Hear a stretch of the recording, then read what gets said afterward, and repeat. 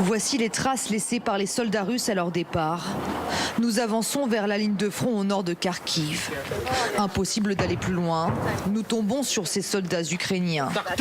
Ils nous expliquent que nous sommes à 1 kilomètre de la zone de combat.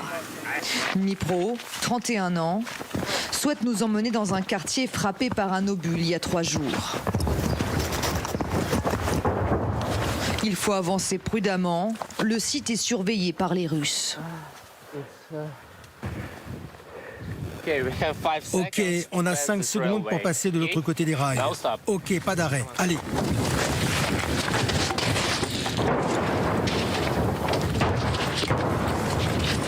Derrière cette ligne de chemin de fer, nous découvrons un quartier totalement ravagé par l'artillerie russe.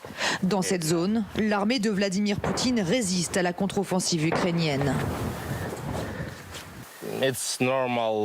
C'est une vue normale.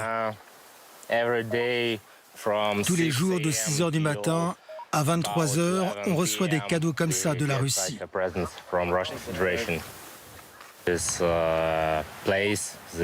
Cet endroit, cette terre, je suis chez moi, eux ce sont des brutes. Nous ne pouvons pas rester ici plus longtemps, il faut quitter les lieux. À 2 km au bout de la ligne, il y a les Russes.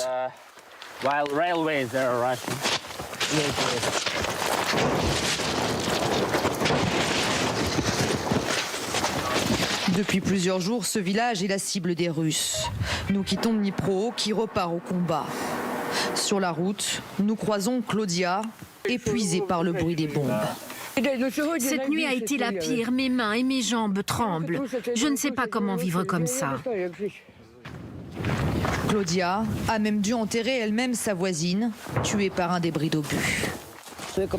On a creusé une tombe, planté des fleurs et fabriqué une croix. Voilà. Aujourd'hui, malgré cette épreuve, Claudia ne veut pas partir. Pourtant, au loin, un panache de fumée rappelle le danger qui règne ici. Cette usine de fabrication de chaussures transformée en base militaire par les soldats ukrainiens a été la cible d'un tir de missile russe.